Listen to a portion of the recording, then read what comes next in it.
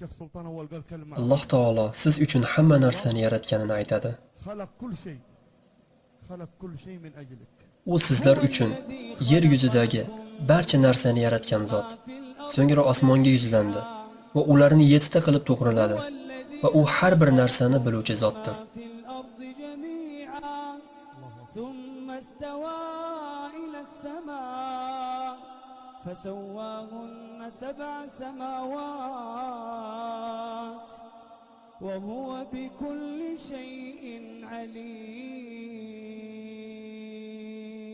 Lekin ming afsuski, biz yurib turgan bu yer va bizga soyabon bo'layotgan bu osmon va bizga Alloh bergan bu hayot, وهذه الحياة اللي أعطانا bu الله ne'matlar Alloh rahmat qilgan bandalardan tashqari ko'pchilikka Allohning ziddiga, Allohga osiy bo'lishlari uchun xizmat qilmoqda. تستخدم في معصية الله. Yoshlarimiz ko'zlarini faqat kino va seriallarga qaratmoqdalar. Quloqlari bilan faqat musiqa va bekorchi askiyalar tinglamoqdalar. Tillari bilan faqat fahsh va munkar so'zlarni so'zlamoqdalar. Biz qo'limizdagi telefon bilan Allohga qarshi yakkama-yakka chiqyapmiz. Sizga bir savolim bor. Sizga va meni tinglayotgan minglab musulmonlarga savolim bor. دليل بسيط بس. جوالك هذا Qo'lingizdagi telefonning ichida qancha raqamlar bor? اللي أعطاك إياه Kimlarga qo'ng'iroq qilyapsiz? Qanday rasmlar bor? Ichida nimalar borligini Alloh biladi. ما حد يدري ايش الروابط، ايش الصور، ايش المقاطع، ايش اللي جوة هذا الجوال الا الله. اسالك بالله سؤال. جوالك Sizga savolim, telefoningiz islomga xizmat qilyaptimi yoki islomni buzyaptimi? سؤال. جوالك يخدم الاسلام ام يهدم الاسلام؟ Agar telefoningizda faqat Qur'on o'qisangiz, islomni tarqatsangiz, القرآن والاسلام Rasululloh sallallohu alayhi va sallamning sunnatlarini ulashsangiz, demak telefoningiz islomga xizmat qilyapti. Agar Allohni eslatmaydigan har xil kliplar, suratlar tarqatayotgan bo'lsangiz, demak siz islomni buzyapsiz. Qur'on bilan urushmoqdasiz. بالقرآن لان Chunki noshar'iy musiqa tinglaysiz. Qur'on o'rniga musiqa tinglaysiz. Qur'onni, payg'ambarimizning sunnatlarini tarqatish o'rniga bekorchi suratlar tarqatasiz. تنشر الخير وسنة Qo'lingizdagi telefon bilan islomga qarshi urushasiz. Bu isbot talab qilmaydigan dalil.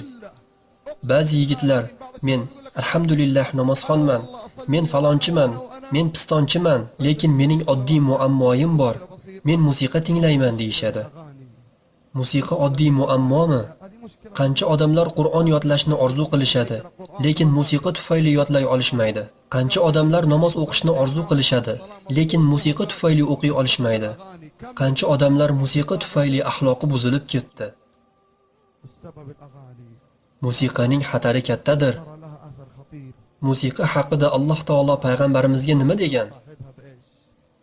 Alloh taolo Luqmon surasida nima degan edi? ومن Odamlar orasida behuda so'zni sotib oladigan kimsalar ham bor. والحديث Behuda so'z nima u? Ibn Mas'ud roziyallohu anhu Allohga qasam ichib aytadilarki, behuda so'zdan murod qo'shiqdir. Uyda, mashinada, telefonda behuda so'z, ya'ni musiqalar, noshar'iy qo'shiqlar yangraydi. ومن الناس من يشتري Odamlar orasida ilmsiz ravishda Allohning yo'lidan adashtirish uchun va u yo'lni istehzo qilish uchun behuda so'zni sotib oladigan kimsalar ham bor. Ana o'shalarga o'zlariga xorlovchi azob bordir. أولئك لهم عذاب مهين وإذا تتلى عليه آياتنا Qachon unga bizning oyatlarimiz tilovat qilinsa, xuddi ularni eshitmagandek, xuddi quloqida og'irlik bordek, mutakabbirlik bilan ortga qarab ketadir. Bas, unga alamli azobning bashoratini ber.